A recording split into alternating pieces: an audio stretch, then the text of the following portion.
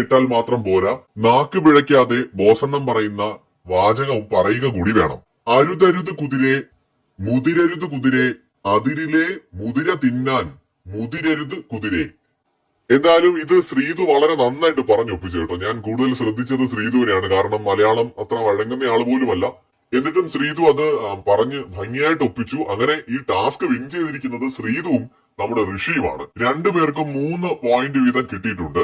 അതിനുശേഷം പോയിന്റ് പട്ടിക നോക്കിക്കഴിഞ്ഞാൽ അതിനകത്ത് ലീഡ് ചെയ്ത് നിൽക്കുന്നത് നമ്മുടെ അഭിഷേകാണ്. അഭിഷേകിന് 11 പോയിന്റ് ഉണ്ട്. അതുപോലെ തന്നെ 2ാം സ്ഥാനത്തുള്ളത് ജിൻഡോയാണ്, 6 പോയിന്റ്. 3ാം സ്ഥാനത്ത് ഋഷിയാണ്, 5 പോയിന്റ്. 4ാം സ്ഥാനത്ത് സായിയാണ്, 5 പോയിന്റ് ഉണ്ട്. 5ാം സ്ഥാനത്ത് അർജുനാണ്, 4 പോയിന്റ്. 6ാം സ്ഥാനത്ത് ശ്രീതു ഉണ്ട്, 3 പോയിന്റുമായിട്ട്. അപ്പോ ഇതിനകത്ത് വളരെയധികം ലീഡ് അഭിഷേകിനുണ്ട് എന്നുള്ളത് കാണാൻ സാധിക്കും. എന്തായാലും ഈ ടാസ്കിൽ വിജയിച്ചത് ശ്രീതുവും നമ്മുടെ ഋഷിയുമാണ്.